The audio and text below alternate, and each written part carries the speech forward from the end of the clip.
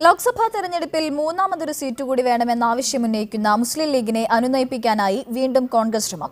ലീഗും കോൺഗ്രസും തമ്മിലുള്ള മൂന്നാം ഘട്ട ഉഭയകക്ഷി ചർച്ച നാളെ കോഴിക്കോട്ട് നടക്കും. അതിനിടയിൽ പൊന്നാനിയിൽ ജനവിധി തേടണമെന്ന എംഎൽഎമാരുടെയും നേതാക്കളുടെയും ആവശ്യത്തെ സമ്മർദ്ദത്തിലൂടെ മറികടന്ന പി.കെ. കുഞ്ഞാലിക്കുട്ടി മലപ്പുറത്ത് തന്നെ മത്സരിക്കുമെന്ന് ഉറപ്പായി. മത്സരരംഗത്ത് തന്നെ പിന്മാറുമെന്നതടക്കമുള്ള സമ്മർദ്ദതന്ത്രങ്ങൾ പി.കെ. കുഞ്ഞാലിക്കുട്ടി പുറത്തെടുത്തതായാണ് വിവരം. മൂന്നാമതൊരു സീറ്റ് കൂടി വേണമെന്ന ആവശ്യത്തിൽ ഉറച്ചു നിൽക്കാൻ മുസ്ലിം ലീഗിന്റെ ഉന്നതാധികാര സമിതി യോഗത്തിലും ധാരണയായ സാഹചര്യത്തിലാണ് പ്രശ്നപരിഹാരത്തിലായി വീണ്ടും ഉഭയകക്ഷി ചർച്ച നടത്താനുള്ള കോൺഗ്രസ് തീരുമാനം. നാളെ രാവിലെ 9 മണിക്ക് കോഴിക്കോട് വെച്ച് ചർച്ച നടത്താമെന്ന് കോൺഗ്രസ് നേതൃത്വം മുസ്ലിം ലീഗിനെ അറിയിച്ചു. മൂന്നാമതൊരു സീറ്റ് നൽകാതെ മുസ്ലിം ലീഗിന്റെ മറ്റന്നാൾ നടക്കുന്ന പ്രവർത്തക സമിതി യോഗത്തിനു മുന്നോടിയായി തന്നെ പ്രശ്നം രമ്യമായി പരിഹരിക്കാനുള്ള നിർദ്ദേശവുമായിട്ടായിരിക്കും കോൺഗ്രസ് നേതാക്കൾ യോഗത്തിനെത്തുക.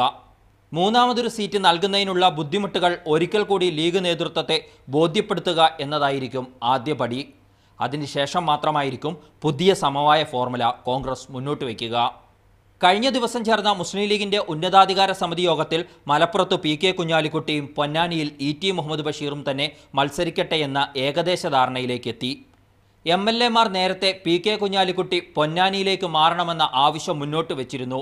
ഉന്നതാധികാര സമിതി യോഗത്തിലും ചില നേതാക്കൾ സമാനമായ ആവശ്യം മുന്നോട്ട് വെച്ചു. എന്നാൽ പൊന്നാനിയിലേക്ക് മാറിയാൽ സംസ്ഥാനമൊട്ടാകെ തിരഞ്ഞെടുപ്പ് പ്രചരണം നടത്തുന്നതിന് ചില ബുദ്ധിമുട്ടുകൾ ഉണ്ടെന്നായിരുന്നു പി.കെ. കുഞ്ഞാലിക്കുട്ടിയുടെ നിലപാട്. സമ്മർദ്ദം ശക്തമായതോടെ എങ്കിൽ താൻ മത്സരരംഗത്തില്ല എന്ന നിലപാട് നേതൃത്വത്തെ അറിയിച്ചുകൊണ്ട് അവരെ വെട്ടിലാക്കുകയും പി.കെ. കുഞ്ഞാലിക്കുട്ടി ചെയ്തു. ഇതോടുകൂടിയാണ് പി.കെ. കുഞ്ഞാലിക്കുട്ടി മലപ്പുറത്ത് തന്നെ മത്സരിക്കട്ടെ എന്ന ഏകദേശ ധാരണയിലേക്ക് മുസ്ലിം ലീഗിന്റെ ഉന്നതാധികാര സമിതിയും എത്തിയത്. എന്നാൽ മുസ്ലിം ലീഗ് സ്ഥാനാർത്ഥികളെ പ്രവർത്തക സമിതി യോഗത്തിന് ശേഷം മാത്രം പ്രഖ്യാപിച്ചാൽ മതിയെന്ന ധാരണയും ഉന്നതാധികാര സമിതിയിലുണ്ടായി. കെ.ആർ. സാജു, മീഡിയ 1, കോഴിക്കോട്.